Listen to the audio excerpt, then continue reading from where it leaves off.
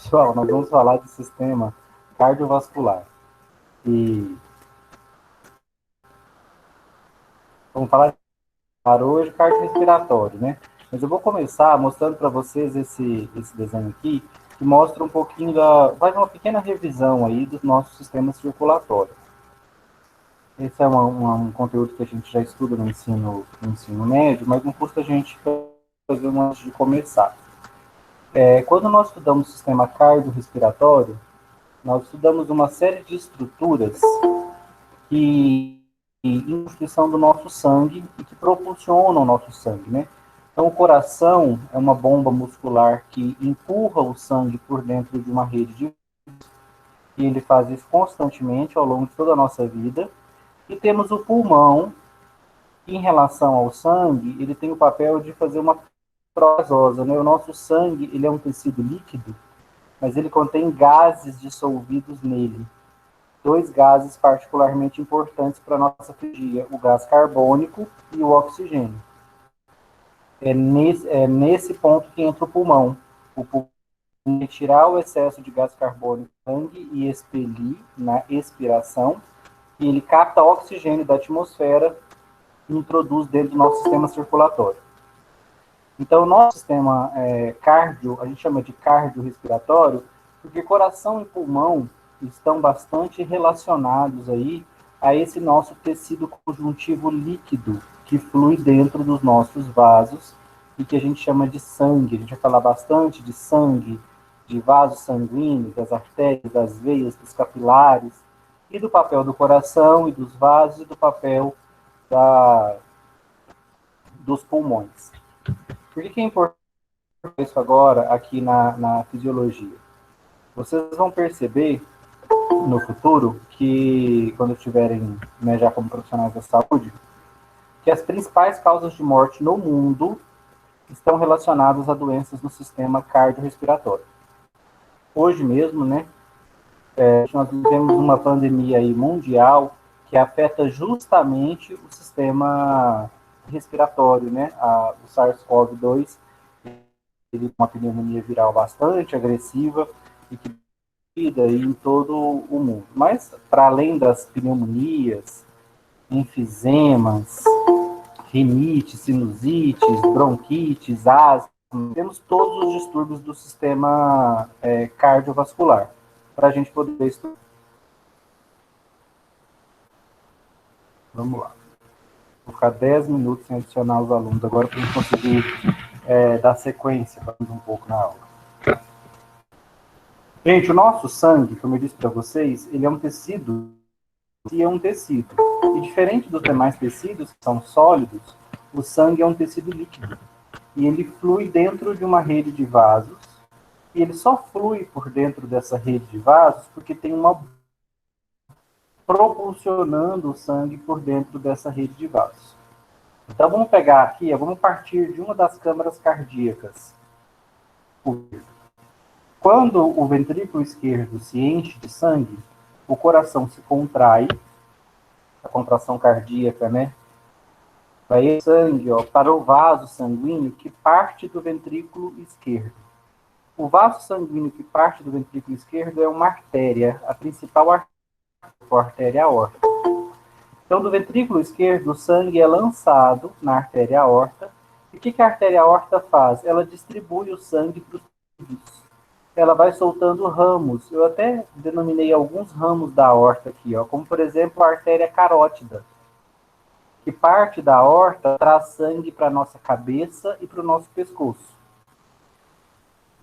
À medida que ela vai descendo em direção ao nosso abdômen, né, ela vai soltando outros ramos. Aqui no tórax mesmo, ela solta o ramo das coronárias. São as artérias que vão trazer sangue para o próprio tecido cardíaco.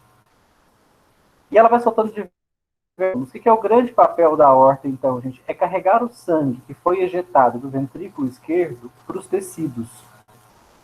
Então, os nossos tecidos recebem por via arterial. Então, as artérias, o ventrículo esquerdo contrai, injeta o sangue que estava dentro dele para dentro da artéria aorta, e a artéria aorta sai distribuindo esse sangue para todos os tecidos. O sangue arterial, gente, ele está cheio de nutrientes, inclusive de oxigênio. Então, por que que a artéria aorta está enviando esse sangue para os tecidos? Ela está alimentando as células dos nossos tecidos.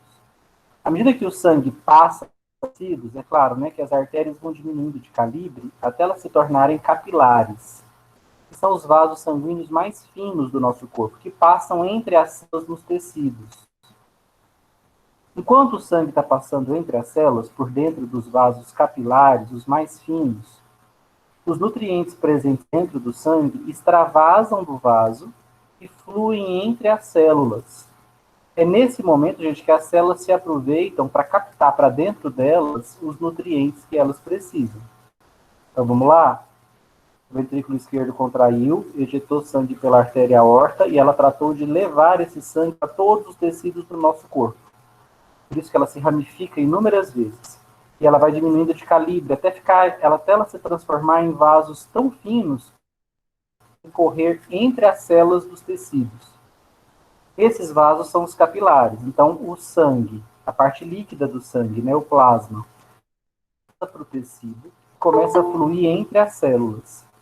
É nesse momento, gente, que as células se aproveitam para retirar oxigênio e nutrientes desse plasma que está correndo aqui entre as células para alimentar o seu metabolismo.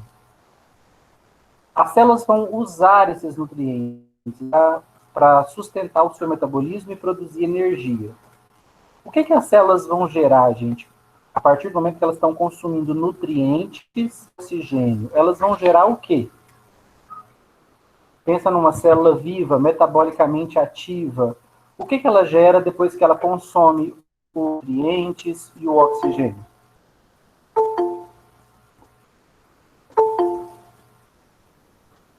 Gás carbônico? O gás carbônico, porque ela vai usar oxigênio para produzir energia, ela vai gerar gás carbônico, ele é uma das excretas do metabolismo celular, gente. Mas uma célula de um tecido, ela produz várias excretas. Várias excretas. Nesse caso, essas excretas produzidas pelo tecido são devolvidas para o sistema circulatório. Os vasos que partem do tecido de volta ao coração não se chamam mais artérias. Capilares do tecido, à medida que eles vão ganhando calibre, eles vão sendo chamados de vênulas e depois de veias. As veias, gente, trazem o sangue de volta. E o nosso corpo tem duas grandes veias. Uma que coleta o sangue da parte inferior do nosso corpo, tórax para baixo, que é chamada de veia cava inferior. E outra que capta o sangue da parte superior do nosso corpo, cabeça, chamada de veia cava superior. Então, o sangue que foi para a cabeça volta pela veia cava superior. O sangue baixo do corpo, do tórax para baixo, ele volta pela veia cava inferior. Esse sangue, gente, que está vindo dos tecidos, como é que ele está? Está rico em nutrientes ou ele está rico em excretas? Vamos, participa aí. Rico em nutrientes ou excretas? Pode repetir essa parte, professor? O sangue que está voltando dos tecidos. Ele está chegando de volta no coração aqui, ó, no átrio esquerdo, sendo trazido pelas veias cava. Ele está chegando rico em gás carbônico ou rico em excretas em geral ou rico em oxigênio e nutrientes? Ele está chegando ao Professor, rico em gás carbônico, né? Rico em gás carbônico, porque ele foi enviado para os tecidos pela artéria aorta rico. Ele abasteceu as células dos tecidos. As células usam o gás nutrientes e geram gás carbônico e outras devolvem para o sistema venoso. Esse sangue que volta para o coração aqui já é um sangue rico em excretas, inclusive em gás carbônico. Se o átrio direito se contrair, esse sangue vai ser lançado no ventrículo direito. Olha aqui, ó, CO2, rico em gás carbônico. O ventrículo direito do nosso coração se enche de sangue, ele vai se contrair. Quando ele se contrai, ele lança o sangue numa chamada artéria pulmonar. Ela leva esse nome porque ela carrega o sangue do ventrículo direito até os pulmões. O que vai acontecer aqui nos pulmões, gente? Reparem que o sangue que está vindo para os pulmões pela artéria pulmonar é o sangue que veio dos tecidos, cheio de gás carbônico. Ele veio pelas veias cavas, encheu o átrio direito, o coração contraiu, ele passou para o ventrículo direito, do ventrículo ele veio para a artéria pulmonar no pulmão, cheio do gás carbônico produzido nos tecidos. O que vai acontecer aqui nos pulmões? O gás carbônico será eliminado pela expiração e o oxigênio inspirado vai passar para a corrente sanguínea. O sangue que chega nos pulmões chega rico em gás carbônico, mas ele sai rico em oxigênio. Ele chega pobre em oxigênio, rico em oxigênio. Ele chega rico em gás carbônico, pobre em gás carbônico. Por quê? Porque no pulmão vai acontecer um processo que a gente chama gasosa. Um nome bem didático, né? Porque é de fato gases. Quando o sangue passa pelos pulmões, o gás carbônico é eliminado na expiração, e na inspiração, o oxigênio entra dentro do nosso sistema circulatório, entra dentro do nosso sangue. Então, o nosso sangue é oxigenado. Não é uma troca de gases, literalmente, eu troquei gás carbônico por oxigênio. O gás carbônico foi embora na expiração, o oxigênio entrou na inspiração. Esse fenômeno também mesmo chamada hematose, né, professor? Troca gasosa é a mesma coisa que hematose. Então, tá aqui para vocês, hematose, você vai falar, nossa, professor, mas que nome estranho. Troca uma coisa que falar de troca. A hematose, quando virem num livro, é a mesma coisa que troca gasosa. É um processo que acontece nos pulmões, quando a gente elimina o oxigênio. Ok. Hoje nós vamos entender como isso acontece nos pulmões. Esse sangue, gente, aqui, ó, que está saindo dos pulmões, ele vai ser enviado pelas veias pulmonares, são 4 veias pulmonares, que vão trazer o sangue aqui para o átrio. Então, reparem que o átrio esquerdo está recebendo o sangue que veio de onde? Ó? Dos pulmões. Esse sangue veio dos pulmões e pelas veias pulmonares no átrio esquerdo. O átrio esquerdo se enche de sangue, contrai e ejeta o sangue no ventrículo esquerdo. No ventrículo esquerdo, esse sangue será ejetado na aorta e será distribuído para os tecidos. Entendeu agora por que o sangue que vai para a artéria aorta está oxigenado? Porque o sangue que vai para a artéria aorta, para ser enviado para os tecidos, ele acabou de vir de onde? Do pulmão. Esse fluxo de sangue ao longo do nosso corpo, ele começa a acontecer a partir do momento que o coração, a primeira vez, quando a gente ainda está no ventre da nossa mãe, né, na vida intrauterina. Vai fazer esse procedimento dezenas de vezes por minuto o resto da sua vida. O nosso coração vai bater 60, 70 batimentos por minuto no repouso ao longo de toda a nossa vida. Durante uma atividade física, ele pode passar de 150 batimentos por minuto. Então, esse talvez é um dos nossos tecidos mais impressionantes, né? Uma bomba muscular que não se cansa, que não fica, contrai e relaxa incessantemente dezenas de vezes por minuto ao longo de décadas. Ou de um século, né? Se o indivíduo viver mais de 100 anos.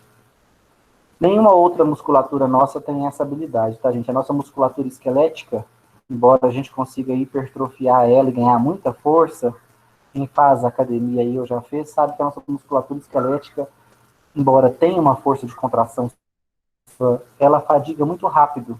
Você começa ali umas repetições, vai indo 1, 2, 3, mesmo com peso leve.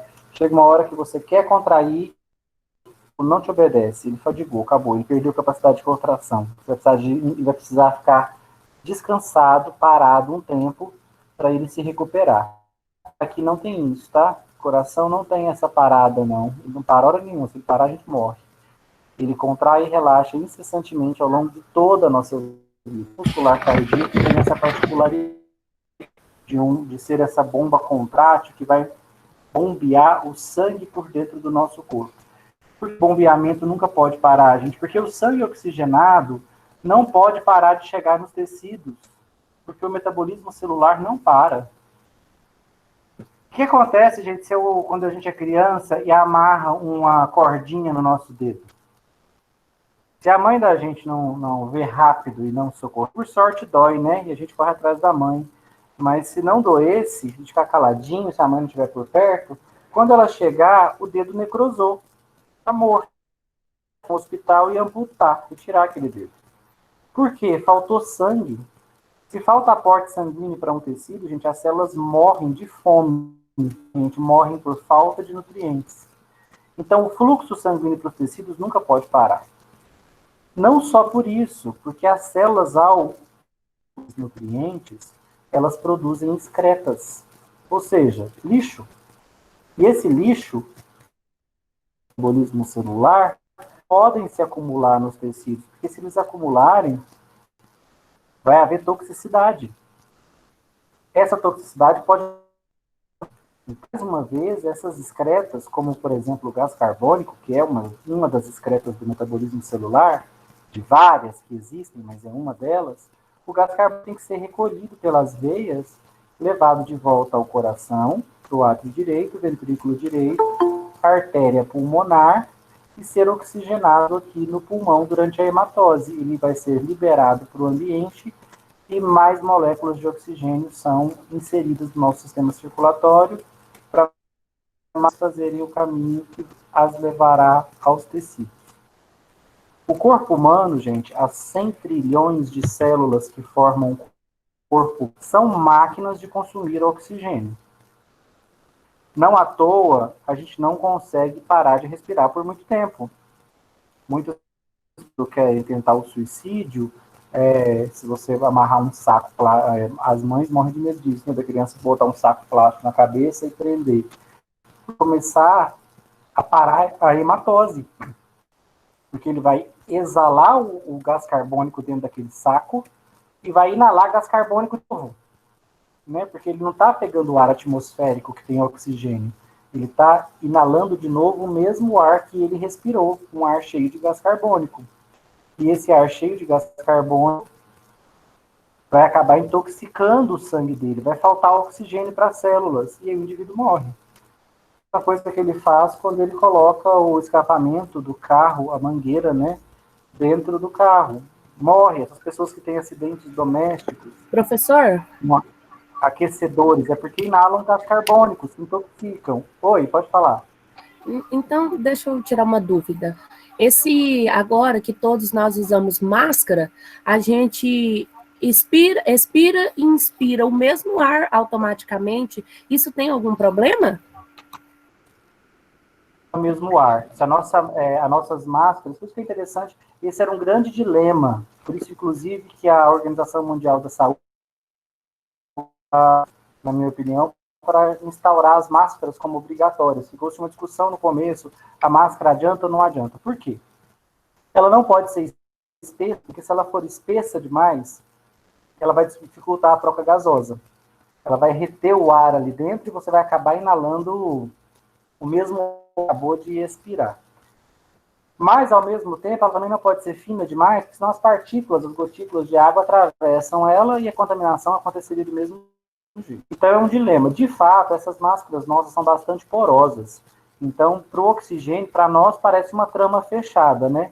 Mas para o oxigênio são imensos portais. Ele passa tranquilamente por dentro da trama da máscara.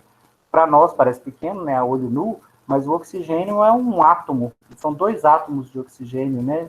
Numa molécula de oxigênio, de O2. Então, o tamanho é diminuto, elas passam tranquilamente pelo tecido da máscara. Então, a gente não está no ar, não. Agora, por exemplo, o plástico, não. O plástico já veda. Então, se você põe um saco plástico na sua cabeça, aí você não está... O atravessa o plástico. E aí você vai estar inalando de volta o mesmo ar que você acabou de expelir.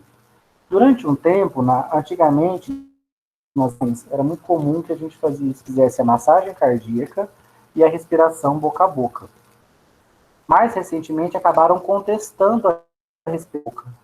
Muita gente disse, olha, foco, muitos cientistas disseram, não, foco na massagem cardíaca, porque a respiração boca a boca, você está na boca da pessoa um ar que você está exalando, um ar rico em gás carbônico, você não está ajudando. Então, durante um tempo, a respiração boca a boca foi contestada. Até preciso me atualizar para ver se nas manobras de ressuscitação atuais ainda é recomendada, porque ela andou sendo contestada aí no passado por conta dessa questão. Deixa eu ver se eu mostro um slidezinho aqui para vocês.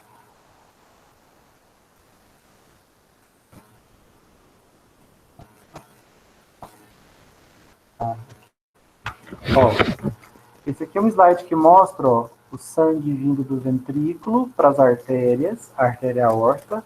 Ele vai para os tecidos, parem que no tecido o oxigênio passa para as células devolvem gás carbônico.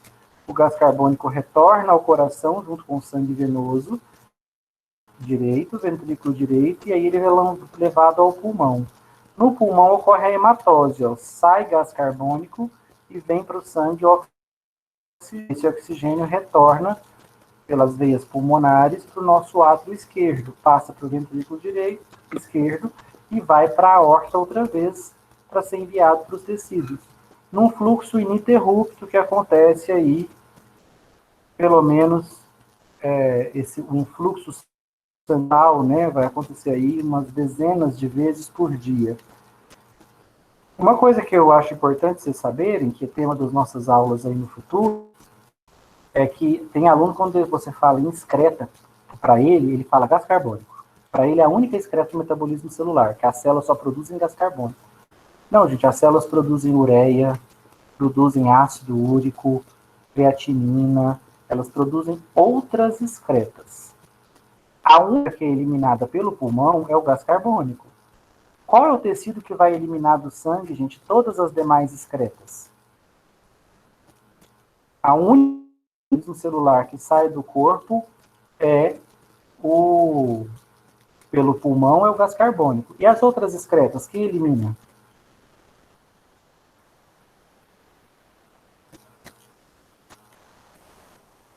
Não sabem? Vamos? As fezes, professor? Suor? Não. Macrófago? Sistema urinário? Sistema urinário. A via de eliminação de excretas do é a urina. Então, quando esse sangue passar pelo rim, ele passa 60 vezes por dia pelo rim. Toda vez que o sangue passa pelo rim, ele é filtrado. Então, nosso sangue é filtrado por dia 60 vezes nos nossos rins.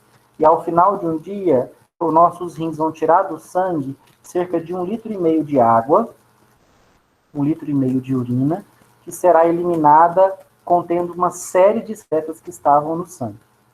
Então é isso que o rim faz, ele é um removedor das demais excretas.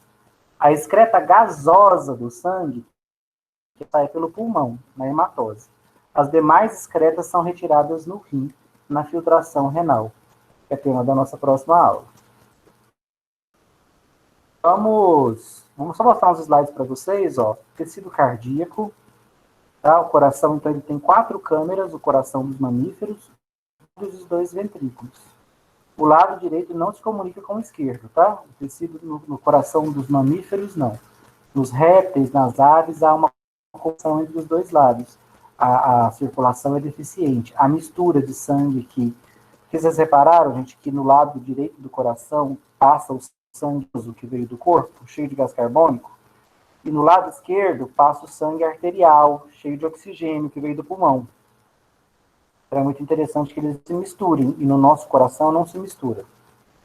É o coração mais evoluído, né? As aves, os répteis, há uma mistura desse sangue, o que torna a circulação sanguínea menos eficiente. Coração, né, gente? Só o tecido cardíaco, essas estruturas cardíacas seriam ter 2 a 4 horas de duração. Infelizmente, nós não temos esse tempo. Uma apresentação do tecido cardíaco para vocês. Do lado de cá, utelo. É só para vocês verem que o coração tem uma rede de células que promovem a contração cardíaca. É muito interessante porque no coração os átrios precisam se contrair primeiro do que os ventrículos. Concordam com essa afirmação, gente? Por que tem que contrair primeiro que o ventrículo?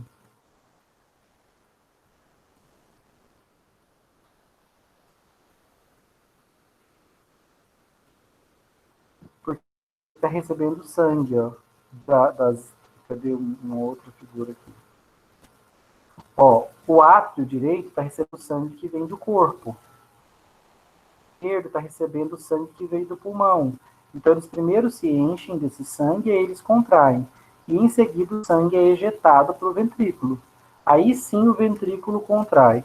Então, há um pequeno delay aí, uma fração de segundo para a contração atrial e contração ventricular. Então, primeiro ventrículo. Essa rede de células aqui, em amarelo, muita gente pensa em neurônios, que são neurônios que controlam a contração muscular da gente. São células musculares modificadas. São células que são capazes de controlar a própria contração do coração. Elas disparam os sinais para que o coração se contraia de forma rítmica. E o nosso coração se contrai de forma rítmica ao longo de toda a nossa vida. Esse slide aqui fala para vocês um pouquinho sobre sangue. Tá? Como eu já disse, é um tecido conjuntivo líquido rico em células, proteínas e substâncias químicas diversas que correm pelo sistema circulatório. Qual o objetivo do sangue? Levar oxigênio, nutrientes e substâncias químicas aos tecidos e remover deles gás carbônico, metabólicos e excretas. Então é isso que o sangue, ele leva substâncias para o tecido e depois ele coleta gás carbônico, metabólico. Aqui eu queria fazer uma pergunta para vocês. Sabem a diferença de metabólitos e excretas produzidas pelo tecido? Tinha entrado?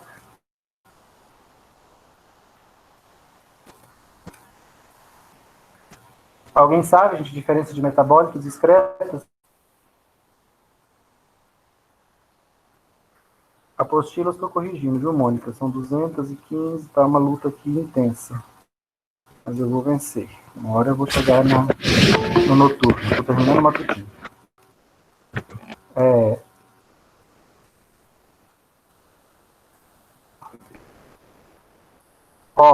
Então vamos lá. Não quero que vocês tenham esse raciocínio limitado de pensar que o sangue é levado aos tecidos, os nutrientes, chega aqui, a célula usa os nutrientes e o oxigênio para produzir energia, para se manter viva, e ela gera apenas excretas. Não, gente. Nem tudo que a célula é lixo. Nem tudo é excreta. Nem tudo é substância a ser eliminada do corpo porque não tem mais função. Muitas vezes o que a célula são substâncias muito úteis. Por exemplo, hormônios.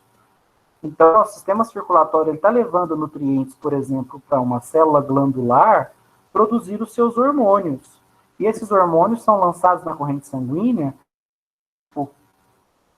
Então, nem sempre o que a célula produz são excretas. Ela também produz metabólitos. O melhor exemplo de metabólito útil para o corpo são os hormônios. Então, vamos pensar o seguinte, vamos pensar que essa célulazinha aqui, ó, que é uma célula da tireoide.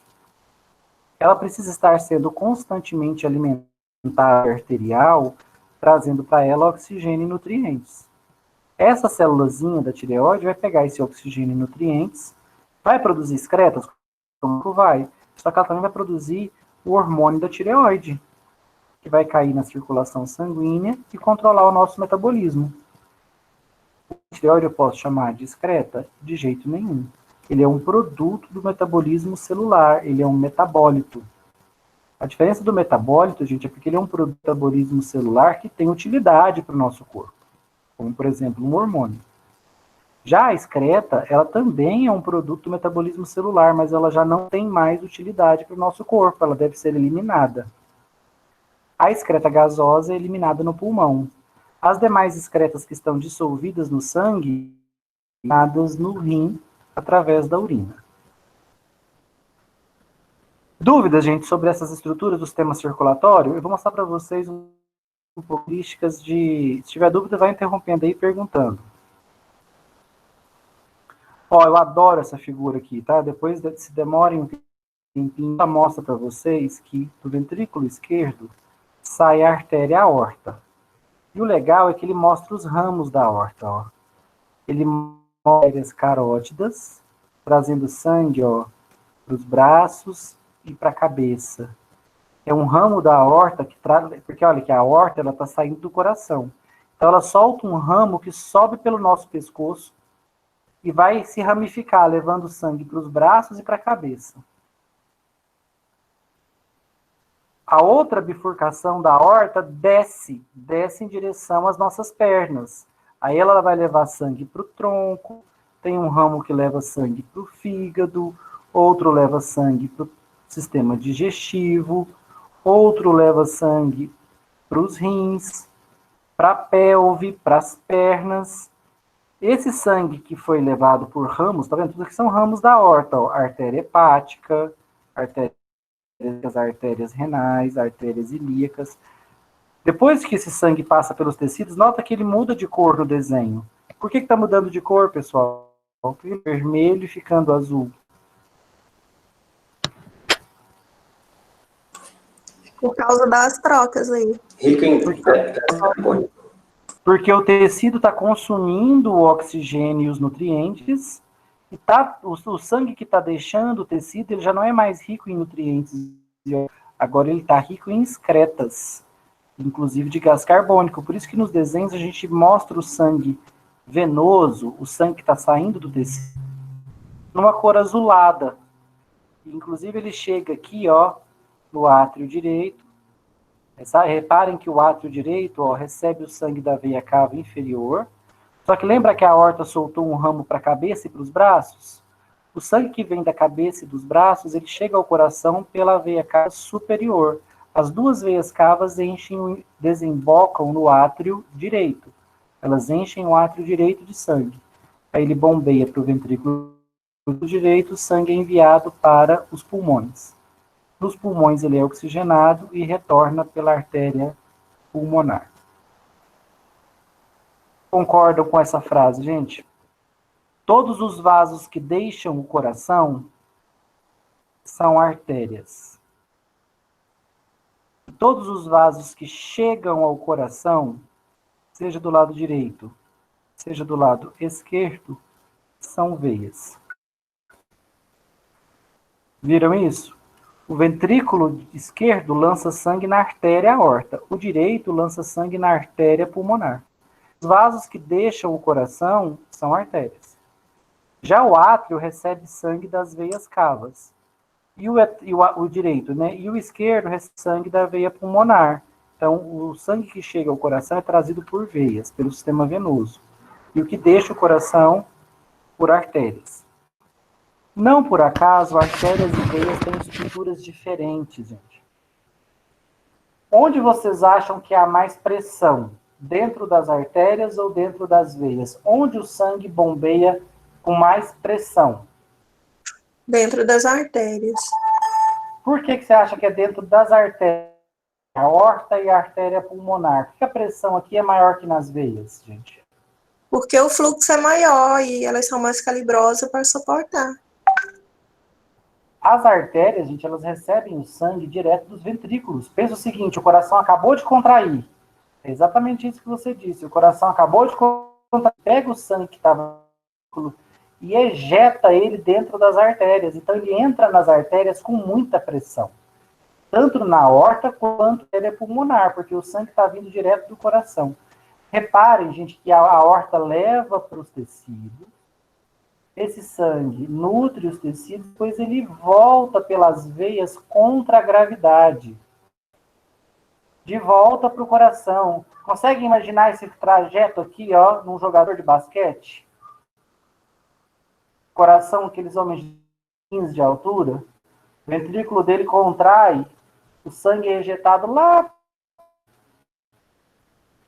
1,80 m quase abaixo do tórax. Depois esse sangue tem que voltar, gente, pela canela, pela coxa, homem, pelo tórax, até ele conseguir chegar de novo no coração. Consegue perceber sangue que está retornando ao coração. Ele volta numa pressão muito menor dentro das veias do que dentro das artérias. E velocidade, gente, onde o sangue está correndo mais rápido, as artérias estão recebendo o sangue do batimento cardíaco, ou dentro das veias, quando ele está retornando em direção ao coração. Retornando dos tecidos. Onde é que tem mais velocidade? Na artéria. Na artéria, né? Alguém não conseguiu entender isso, gente? Que a artéria recebe o sangue numa pressão e numa velocidade muito mais alta, porque ela está recebendo o sangue direto do batimento cardíaco. Ela nutre os tecidos, depois o sangue retorna lentamente, sobre baixa pressão, de volta para o coração. Inclusive, boa parte desse trajeto é contra a gravidade. Se vocês virem aqui nessa figura, ó, o sangue que volta das pernas e da pelve, dos rins, do tronco, todo ele volta contra a gravidade. O único sangue venoso que volta para o coração com a ajuda da gravidade é o da cabeça, que está descendo o sangue ao coração. Como a cabeça está acima do coração, o sangue volta com a ajuda da gravidade, mas os demais não. Até dos próprios braços, né? Ele tem que vir contra a gravidade. Pelo ombro é que ele começa a fluir com a ajuda da gravidade. Mas antes... Professor, por que isso é importante? Pode falar. Professor, pode fazer uma pergunta? Pode. Por que algumas pessoas têm edemas nas pernas e incham em determinados lugares, e fica bem escuro? É por conta da dificuldade desse retorno circulatório? E isso aqui, ó, o sangue que está aqui nos tecidos, ele tem que voltar para o coração. Só que para ele voltar, o coração tem que estar batendo de forma adequada. Muitas vezes o edema nas pernas tem como culpa uma insuficiência cardíaca do lado direito. O coração não está conseguindo bombear o sangue efetivamente do lado direito, fica congestiva direita, e aí o sangue fica acumulado nos tecidos. Essa escuridão dos tecidos, onde está acumulando sangue venoso de gás carbônico, a gente chama de cianose. É comum que as pontas dos dedos, as pontas dos dedos da mão, do pé, os lados fiquem arroxeados, escuros. Isso é um sinal de acúmulo de sangue venoso, tá? Porque o sangue não está retornando adequadamente ao coração. Aí ele está se expande nos tecidos. Como o sangue é um tecido conjuntivo líquido, quanto mais ele se acumula nos tecidos, mais os tecidos incham, mais edemaciados eles ficam. E aí, na falta de oxigenação, eles também ficam azulados, escurecidos. Muitas vezes, esse edema é um sinal de distúrbio cardíaco. Às vezes, é uma insuficiência cardíaca. Mas também pode ser fruto simplesmente de sedentarismo, de uma dieta muito rica em sal, que está com excesso de líquido no corpo, e pode, inclusive, ser também uma doença renal. Essa é a beleza do ofício do médico, né? Chega lá inchado, tá? Pode ser uma doença no rim, que é tratada de uma forma, e ele pode ser uma insuficiência cardíaca, que é tratada de outra forma completamente diferente. Ou ele excesso do consumo de sal na dieta e está retendo líquidos, ou fruto do uso de medicação que promove retenção de líquidos, como os glicocorticoides. Então, um bom profissional da saúde é um profissional que olha para um paciente edemaciado, inchado, e consegue levantar essas possibilidades. Porque é assim que ele vai conseguir chegar num diagnóstico adequado e tratar de forma satisfatória aquele paciente. Eu estava mostrando para você até agora que as artérias recebem o sangue direto do coração, então elas recebem ele com mais velocidade e com mais pressão.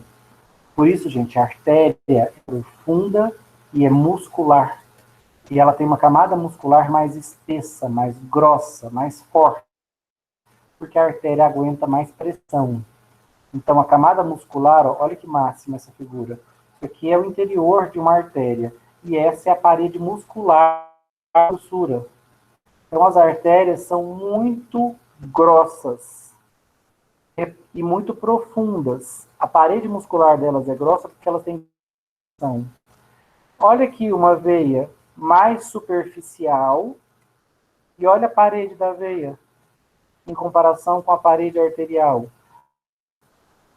Parede muito mais delgada. Ah, professor, por que veia tem parede delgada? Porque ela aguenta pouca pressão. O sangue flui nas veias em pressão baixa. Tem por que eu ter uma parede venosa larga, grossa, forte. As veias têm uma parede delgada, pouco muscular. Já as artérias bastante musculares para aguentar a pressão do batimento cardíaco. E as artérias se comunicam com as veias por vasos calibrosos, né, que se ramificam entre o tecido. Eles partem de uma artéria, vão se ramificando e depois formam as veias. Esses finos a gente chama de capilares.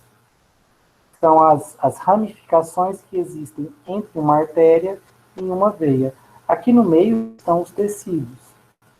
Então eu tenho a artéria renal, os capilares que formam o rim, e depois a veia renal que deixa o rim.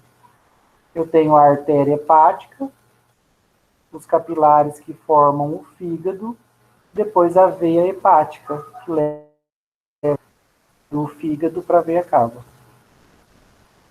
Então, só para a gente terminar, tem uma estrutura, deixa eu ver se está mostrado aqui. Não, está aqui. Não sei se vocês conseguem visualizar bem, gente, mas reparem, ó, que uma vez que ele chega no pé pelas artérias, ele tem que voltar para o coração pelas veias. E olha que interessante. Para esse sangue fluir, porque ele está indo contra a gravidade, ele está subindo lá para o coração. As veias apresentam válvulas. O que são essas válvulas, gente? É como se fossem duas mãos em posição de oração, assim. Quando o coração bate, ele empurra o sangue para cima, a válvula abre e o sangue passa. Depois que o sangue passa, ela fecha. Deixa eu ver se essa figura aqui mostra um pouquinho melhor, ó, o que é uma válvula. À medida que o sangue vai subindo pela veia, ele passa para esse compartimento de cima, para ele não voltar, porque está contra a gravidade, o coração bate e empurra o sangue para frente. Aí essas duas válvulas abrem. Quando essa parte de cima enche de sangue, a válvula uma com a outra fecham e não deixam o sangue voltar. Muitas das vezes, um edema nas pernas pode ser por fruto de uma deficiência de válvulas. Se eu tenho um problema, o meu sangue reflui. Ele volta, quando ele está subindo aqui, ó, pelas pernas. Se as válvulas funcionando de forma adequada, o sangue reflui. O dentário incha, porque o sangue para voltar das nossas pernas, a gente repara, vocês repararam a veia aqui, ó, está passando próximo ao músculo da panturrilha. Toda vez que a panturrilha contrai, ela espreme essa veia e ajuda a empurrar o sangue para cima. Então, a atividade muscular promove atividade física, faz a gente contrair os músculos das pernas. Isso ajuda a espremer literalmente as veias e ajuda a empurrar o sangue para cima. Então, reparem, aqui o músculo não está contraído. A figura de cá, ele está contraído. Reparem como a veia foi espremida. Ó. Quando eu espremo a veia, o sangue que está dentro dela vai só para cima. Por quê? A válvula não deixa ele voltar para baixo. Não deixa ele fluir. Foi? Uma dúvida, um questionamento. O que acontece? A gente vê muito as pessoas que ficam muito tempo de pé ou muito tempo sentada, acontecem os vasos, né? As varizes que eles falam. Tem que ter um equilíbrio disso aí? O senhor colocando a questão do exercício, como funciona? O exercício físico, ele dinamiza a nossa circulação sanguínea, porque daí os músculos da sua panturrilha, da sua coxa se contraem e ajudam esse sangue a voltar mais depressa para o coração. E também durante a atividade física, o coração está batendo de forma mais intensa, ele pode dobrar ou até triplicar a frequência cardíaca por minuto. Então, esse sangue está fluindo de forma mais dinâmica. Então, o exercício físico ele é um grande ativador do nosso sistema circulatório. Mas, se fica muito tempo de pé, esse muito tempo de pé não é exercício físico, só está em pé.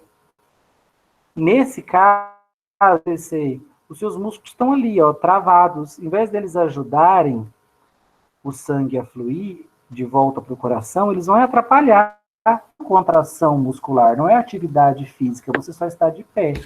Então, nesse caso, a sua musculatura fica ali travada e ela faz o fluxo sanguíneo. Por isso que no final do dia, seu pé está inchado, e por isso que você pode acabar arrebentando varizes. Por quê? Ao ficar com a musculatura tonicamente contraída, deixa eu voltar lá para o slide que mostra a perna contraída aqui, ó. Quando eu estou de pé, especialmente mulheres que estão de salto, elas ficam o dia todo com essa musculatura aqui contraída, espremendo as veias delas. Com isso, gente, o sangue tem dificuldade de subir. É diferente da atividade física, que a panturrilha contrai e relaxa, contrai e relaxa. Quando ela relaxa, o sangue flui. Ela contrai, ela empurra para cima. Ela relaxa de novo, flui mais um pouco de sangue. Ela contrai, empurra esse sangue para cima. Então, a musculatura na atividade física, esse estado de contraído, relaxado é dinâmico. Uma mulher de pé e de salto, por exemplo, esse estado contraído é constante. Ao invés de ajudar a empurrar o sangue, ele faz aí obstruir a circulação sanguínea. E aí, sangue aqui nas veias. Esse sangue retido, gente, ele aumenta a pressão nas veias. E nós não acabamos de ver que a veia tem uma bem fraquinha, ela acaba colapsando essa parede, dilatando essa parede. Uma veia que dilatou a parede, ela se torna varize. Então, quando você fala que uma pessoa tem uma varize, ela tem uma veia que dilatou, perdeu função. Ela dilatou porque a parede muscular é bem delgada, a pressão dentro da veia aumentou e ela não aguentou, ela colapsou, a parede dela dilatou. Então, ela, inclusive, muitas vezes ficam, como as veias são superficiais, a dilatação das veias fica bem visível, né? Inclusive a olho nu, às vezes tem até um volume, se for uma veia mais calibrosa, forma um relevo na pele. Aquilo ali é uma veia que foi submetida a muita pressão, por conta de um retorno venoso prejudicado, e a parede dela, como é fina, não aguentou e colapsou. Então, tem tudo a ver, sim, ficar de pé muito tempo. Ficar de pé não é estar fazendo atividade física, são estar... Conseguiu entender, Fábio? Que na atividade física eu estou contraindo e relaxando a minha musculatura, então eu estou bombeando o sangue. A minha panturrilha funciona como uma espécie de segundo para a veia, porque ela contrai e relaxa, ela vai empurrando o sangue para cima. Já numa pessoa que está parada, não. A tonicamente contraída, ela funciona, na verdade, como um obstáculo para o fluxo sanguíneo, ela espreme a veia. Então, seria interessante, por exemplo, uma vendedora que fica de salto o dia todo. Ali, quando for possível, seria interessante ela fazer um exercício de panturrilha discretamente para que haja essa ajuda no sangue? Teria que ser de tempos em tempos. O ideal seria ela não usar, né, esse salto o dia todo para ficar de pé, porque o salto, ele não deixa a gente fazer o movimento que leva à contração da panturrilha, né, porque no mover do pé que a gente contrai a panturrilha. Como no salto a mulher fica o tempo todo na ponta do pé, a panturrilha dela fica tonicamente contraída. Então, o que ela precisa fazer é, de tempos em tempos, para ela conseguir ter um fluxo sanguíneo adequado. Do contrário, ela vai aumentar a pressão dentro das pernas dela, porque o sangue, o coração vai ficar lento. Isso pode fazer com que algumas veias colapsem, não aguentem a pressão e estourem varizes. Então, sobre veias e artérias, eu queria que vocês soubessem que artérias são mais profundas e mais calibrosas, com a parede muscular mais robusta, porque elas aguentam mais pressão. E as veias são mais delgadas e mais superficiais, porque elas lidam com menos pressão. Oi, pode perguntar. Eu dou aula de ginástica laboral nas empresas. Normalmente, quando eu vou dar aula no setor administrativo, que é as pessoas que vão mais de salto, eu dou mais um alongamento para a parte inferiores, para elas alongar mais as pernas, que muitas das vezes fica muito tempo com salto e vai só causando, como se diz, vai prejudicando mais, né? É o correto fazer? Tem que, inclusive, se elas pudessem até tirar esse salto durante a ginástica, não vão gostar muito da ideia, provavelmente, mas seria interessante para elas fazer um exercício de panturrilha aí, dar uma relaxada, porque se elas pelo menos se sentarem ao longo do dia, menos mal, mas se elas ficarem de pé o dia todo, ó, o estado das veias delas vai ser esse daqui, ó, panturrilha contraída e veia espremida. Então o sangue vai ter dificuldade de subir, porque essa panturrilha fica tonicamente contraída.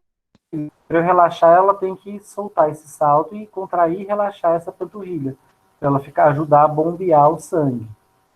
Entendi. Então faz você fazer isso com as suas alunas lá da ginástica laboral. Ok, obrigado. Às vezes não vão tolerar, gente. Inclusive, quando a gente... Uma dúvida, quando a gente recebe uma aplicação de medicação injetável, está injetando, gente, na nossa artéria ou nas nossas veias?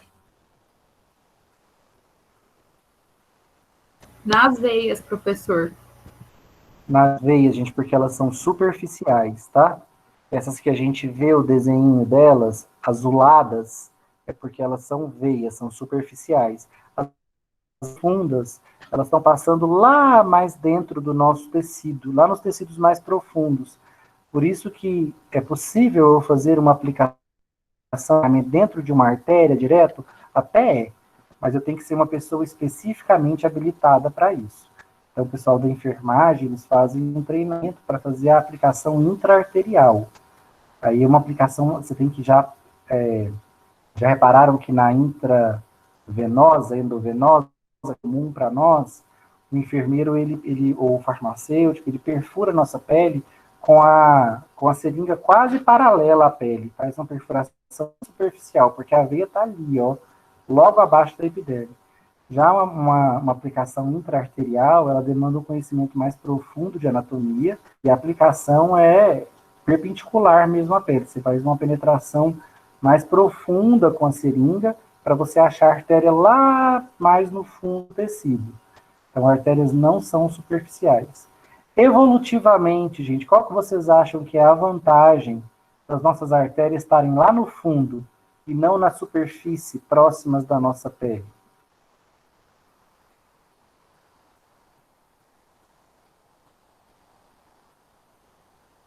Professor, porque elas são mais calibrosas e recebem mais pressão, então, obviamente, tendenciaria a serem mais profundas, mais internas? Tá, mas aí evolutivamente, por que você acha que isso seria interessante?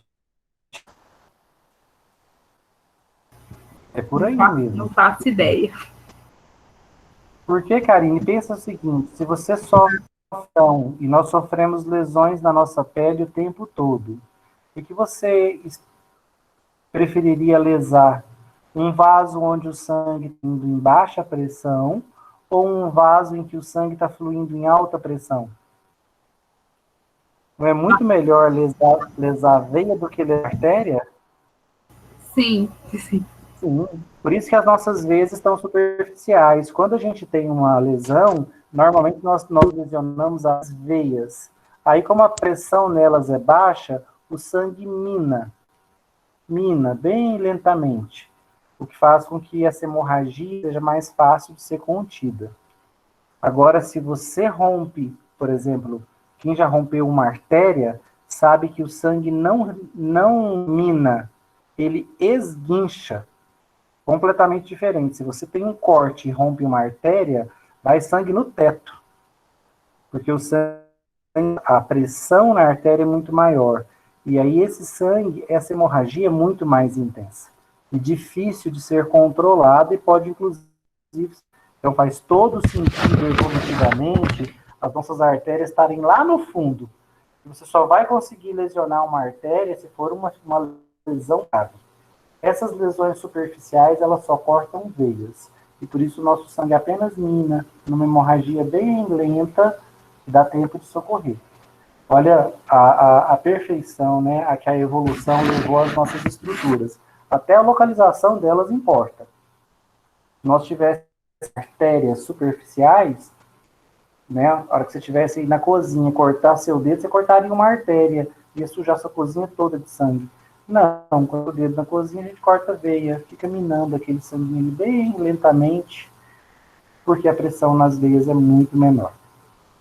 Jordana, você entendeu? Das varizes? Varizes é pressão excessiva em veia. E veia não tolera pressão excessiva, elas dilatam. Varizes são veias dilatadas. A parede delas é fraca, elas não aguentam pressão. Aí dilata e perde função. Professor, no caso dos trombos, da trombose, aí o que acontece? Porque assim, tem quadros que tem que amputar, né? Que tem um quadro de necrose crônica que tem que amputar. São veias ou artérias? Normalmente, o trombo pode se formar tanto na veia quanto na artéria. Mas quando ele entope a circulação sanguínea, especialmente a arterial, ele deixa de receber sangue. Pensa o seguinte, você pode ter formado um trombo aqui, dentro do coração, nas veias. O problema é quando esse trombo entope aqui, por exemplo. Toda a região do pulmão que recebia sangue por essa veia deixa de receber.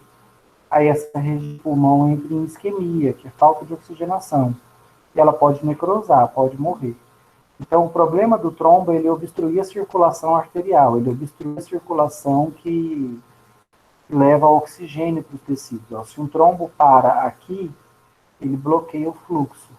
E aí esse tecido começa a sofrer com falta de oxigênio. Então, o problema do trombo é que ele obstrui a circulação. O que o trombo faz com os seus tecidos? A mesma coisa que quando você amarra ela no seu dedo, quando criança.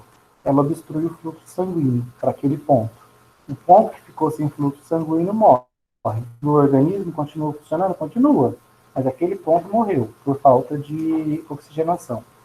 Se for num órgão vital, se um órgão vital necrosa, morre, o organismo padece junto. Então, isso só não me mata quando não é num... Então, eu posso ter um infarto, né? Necrosar o meu dedo, tudo bem. Eu vou viver sem ele. Agora, se isso acontecer num rim, ok, rim é vital, mas eu tenho 2, então posso até me dar o luxo de perder um. Agora, num coração, num cérebro, num órgão que é único e vital, aí não, aí o indivíduo vai evoluir para o óbito.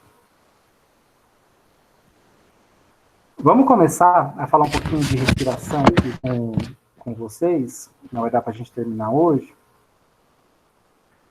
Eu quero que vocês olhem para essa estrutura aqui do pulmão para vocês, o final da árvore respiratória, um alvéolo. Eu vou apresentar pelo menos as estruturas de um alvéolo. Então vamos lá. Nós respiramos, o ar passa das nossas fossas nasais, desce para a faringe e entra na laringe, que é a entrada da traqueia. Ou ele pode vir pela boca, faringe e passa para a laringe. Da laringe, ele vai descer pela traqueia e a traqueia se ramifica em 2 grandes brônquios. Um leva ar para o pulmão esquerdo, o outro leva ar para o pulmão direito. Os brônquios vão se ramificar em terminações ainda menores, que são os bronquíolos. E no final de cada bronquíolo eu tenho alvéolos. Então, o que eu estou desenhando para vocês aqui, ó, é esse quadradinho aqui, ó. Nosso desenho é de um alvéolo. É o final da árvore respiratória. Então, o ar que está chegando aqui, ó, ele está chegando rico em oxigênio. Então, se você reparar, ó, esse oxigênio passa do saco alveolar, atravessa a parede do alvéolo e vai parar dentro do nosso sangue, dentro de uma hemácia. Isso aqui é um vaso sanguíneo, né, gente? Endotélio vascular. Endotélio é a célula da parede do vaso. Isso aqui é um vaso, é um capilar pulmonar. E dentro desse capilar eu tenho hemácias. Reparem, ó, que as hemácias estão chegando cheias de gás carbônico no pulmão. Por quê? Estão chegando dos tecidos, né? A hemácia que está vindo do sangue coletou gás carbônico lá nos tecidos. Chegou no pulmão, esse gás carbônico sai do sistema circulatório, atravessa a parede do alvéolo e pela expiração ele vai embora para a atmosfera. Da atmosfera nós inalamos um ar cheio de oxigênio. O oxigênio faz o caminho inverso. Ele atravessa a parede do alvéolo e vai penetrar dentro da hemácia e vai se ligar numa proteína dentro da hemácia, chamada hemoglobina. Aqui o sangue fica oxigenado, ó.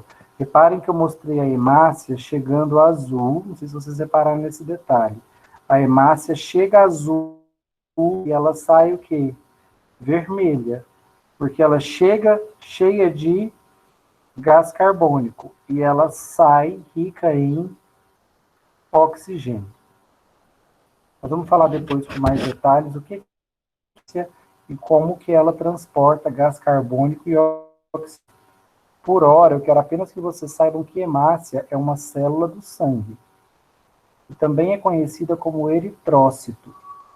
O mais comum, mais popular, é glóbulo vermelho. Mas glóbulo vermelho, célula vermelha do sangue, hemácia ou eritrócito são todos sinônimos. Estou falando da mesma célula. É uma célula que ela evoluiu. Qual é o motivo de nós termos hemácias no sangue? As hemácias estão no nosso sangue para transportar gases. Ela traz gás carbônico dos tecidos e ela leva oxigênio dos pulmões para os tecidos. Ela traz gás carbônico dos tecidos para o pulmão, para ele ser eliminado, pega oxigênio da atmosfera e leva para os tecidos. Esse é o papel da hemácia.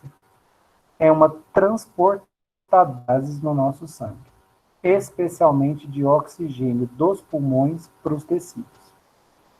É uma célula que evoluiu para isso. Nós vamos conhecer. Por enquanto, vamos focar nos pulmões e como é que o pulmão faz a troca gasosa. A gente vai ter que conhecer um pouquinho sobre a estrutura do alvéolo. Vocês devem ter notado que o alvéolo, eu desenhei 3 tipos de célula nele. Uma delas é a célula alveolar do tipo 1, ou pneumócito 1. Posso chamar ela de célula do alvéolo. Professor, não lembrei esse nome na prova. Perfeito. Eu só lembro que tinha 1 e 2 no alvéolo. Você vai botar assim, célula do alvéolo do tipo 1, célula do alvéolo do tipo 2. Como é pneumócito 1, pneumócito 2. Células do alvéolo do tipo 1 e do tipo 2. Células alveolares do tipo 2. Além dessas células alveolares, eu tenho um macrófago no alvéolo, chamado célula de pó. Vamos começar por ele? Que diabos vocês acham que aqui... Ó, professor, eu já vi no fígado. O fígado tinha um macrófago também. Ele fazia um negócio lá no fígado. Agora, aqui no pulmão, na estrutura do alvéolo, eu estou dizendo para vocês que aqui no finalzinho da árvore respiratória, dentro da estrutura dos alvéolos, eu também tenho macrófagos. O que eles estão fazendo aqui, gente? O que os macrófagos, olha aqui eles, ó. O que os macrófagos estão fazendo dentro da estrutura alveolar? Aqui eu tenho a célula alveolar do tipo 2, pneumócito 2, bem menos comum, ó. E a maioria do alvéolo são células pulmonares do tipo 1, pneumócitos 1. Por que, gente, que a gente tem... Vocês fazem alguma ideia de qual o motivo de eu ter macrófagos dentro do meu alvéolo, no final da minha árvore respiratória?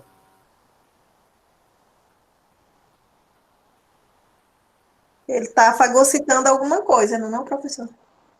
Perfeito, né? O que o macrófago faz, gente? Fagocita. O que ele fazia lá no fígado? Quem lembra? O macrófago do fígado se chamava célula de Kupfer. O que o macrófago fazia? Fagocitava quem? Não lembro. Micro-organismos da microbiota que caem sanguínea, né? Eles não passavam do fígado.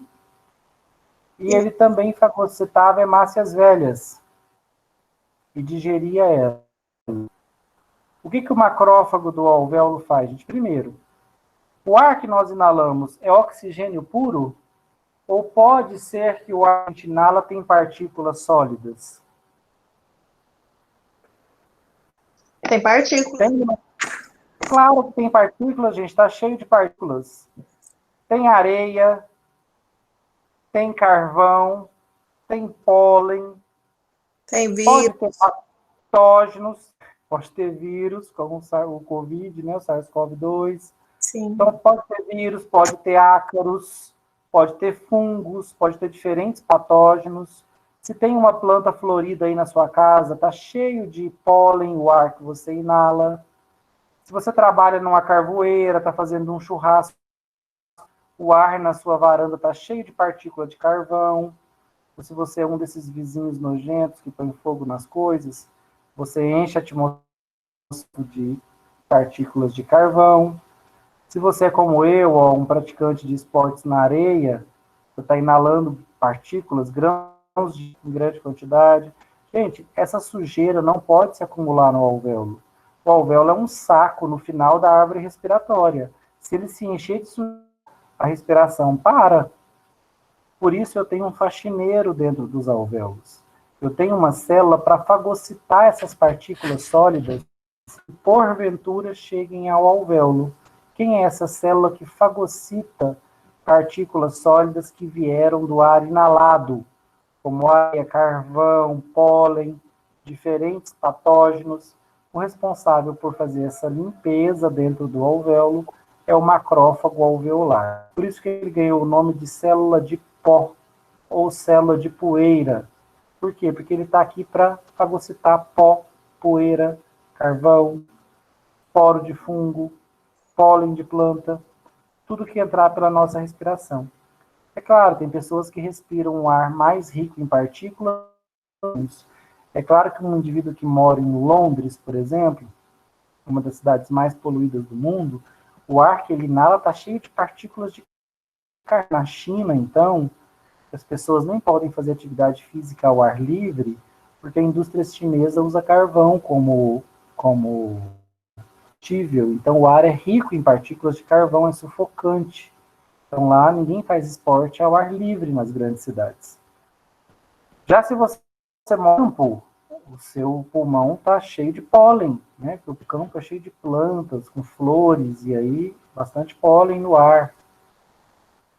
Uma pessoa que trabalha, por exemplo, em um hospital pode conviver com um ar rico em patógenos, muita gente doente ali, quem trabalha num departamento de doenças infecciosas. O cara que trabalha numa região na areia, né? Um atleta de vôlei de praia, por exemplo, ele inala muita poeira, muita areia, porque é um ambiente de trabalho dele. Tá, então, essas partículas sólidas são faxinadas, literalmente, limpadas do pulmão pelo macrófago alveolar. E olha que curioso, gente, a parede da nossa árvore respiratória, quando eu falo árvore respiratória, eu estou falando todo esse trajeto que eu mostrei há pouco, ó. Traqueia, brônquios e bronquíolos. Essa é uma tubulação que conduz ar, só que ela tem um epitélio diferenciado. Olha que máximo. As células do epitélio, isso aqui é o epitélio da nossa traqueia, dos nossos brônquios. Repararam que as células têm uma franjinha aqui, ó. Igual aquelas roupas de dupla sertaneja de antigamente. Aqui, cílios. Por que a gente tem esses cílios na parede da nossa traqueia e dos nossos brônquios, gente? Eles funcionam literalmente como uma esponja para prender as partículas sólidas. E esse epitélio, além de cílios, ele tem célula mucosa, ele produz muco. Qual que é a ideia? Que as partículas sólidas, à medida que elas descem pela traqueia, pelo brônquio, pelo bronquíolo, que elas grudem nessa parede. Mas seria inteligente, gente, que o muco ficasse grudado aqui, retendo partículas sólidas? O que aconteceria com o tempo? Vamos, responde para a gente terminar. O que aconteceria com o tempo? Se o muco ficasse aqui, retendo partículas sólidas? Essas paredes da traqueia, do brônquio, cheia de muco, e toda hora grudando partículas sólidas. Respiração. O que aconteceria com o tempo, gente? Ia tampar a respiração? E encher de sujeira, né? A parede do nosso trato respiratório ia ficar imunda, cheia de partículas sólidas, de esporo, de fungo, de ácaro, de pólen. Por que os cílios, gente? Os cílios, eles batem, são como franjas, eles batem contra a gravidade. Então, eles vão bater em qual sentido? Dos brônquios para os brônquios, dos brônquios para a traqueia, até chegar na faringe. Com isso, gente, a secreção que fica presa, as partículas sólidas que ficam presas na parede da nossa árvore respiratória, ela vai sendo empurrada de volta para cima.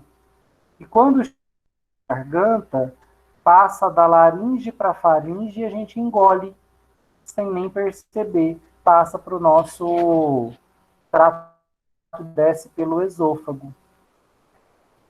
Nesse caso, se a minha produção de muco aqui estiver muito exagerada, eu expectorar voluntariamente, né? Eu forço a respiração e expectoro um pouco dessa secreção, desse muco. Mas quando eu não estou com uma produção excessiva, os cílios vão batendo, empurrando esse muco de volta, e aí ele é engolido. Perceber involuntariamente, ele passa da laringe para a faringe e desce pelo esôfago. O esôfago, gente, ele passa imediatamente atrás da traqueia. Então, se você botar a mão aí agora no seu queixo, você sente a traqueia. Atrás dela está o seu esôfago. E aqui no início da garganta, eles têm comunicação entre eles. Por isso que o ar passa ora para a traqueia, aí eu fecho a entrada da traqueia, a epiglote fecha, passa a comida. E assim por diante. Professor, Oi. bora? Dormir? Bora, tá na hora. Tá Eu na queria hora. terminar esse do epitélio. Então, eu quero que vocês se lembrem que o epitélio dos brônquios e bronquíolos é ciliado para reter partícula de sujeira. E que esse muco é empurrado de volta para a garganta pelos cílios. E aqui no alvéolo, quem retém sujeira que eventualmente chega aqui, as partículas sólidas, é o macrófago do alvéolo, que a gente chama de célula de pó. A próxima aula eu vou explicar para vocês o pneumócito 1 e o pneumócito 2 fazem no processo respiratório, na troca gasosa. E aí nós vamos terminar vendo no tecido o que acontece no tecido. Quem quiser esse desenho aqui, tá? Eu vou mandar ele no grupo. Quem quiser fazê-lo para entender o fluxo do sangue, o trajeto do sangue, eu vou enviar no grupo também optativo, tá? Os desenhos que eu espero que vocês façam para essa aula é esse e esse. Foram os que eu mandei hoje. Estou corrigindo as apostilas, tá? Obrigado por ficarem aí até agora. Passamos apenas 7 minutos, achei muito pouco. Podia até ser mais. Tchau, gente. Até mais. Tchau, Flávio. Obrigado.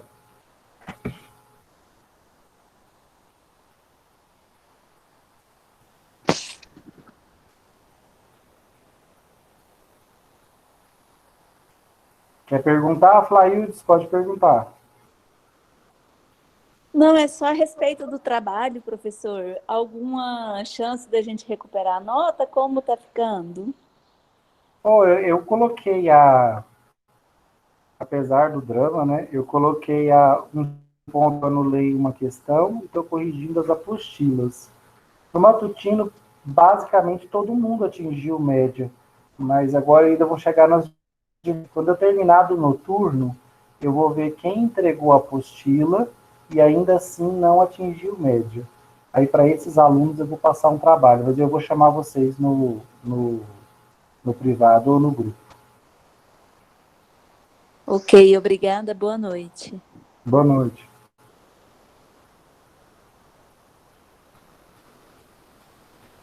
Eita, Mônica, o que aconteceu na sua prova? Fala de novo lá para mim no privado, porque já esqueci. Professor, aquela questão que foi anulada da prova, já foi atualizada a nota ou ainda não? Não. Eu atualizei lá, botei para o gabarito para atualizar, achei que o Moodle ia mudar a nota de vocês automaticamente. Ele não mudou Eu vou acrescentar um ponto para todo mundo que não pontuou nela.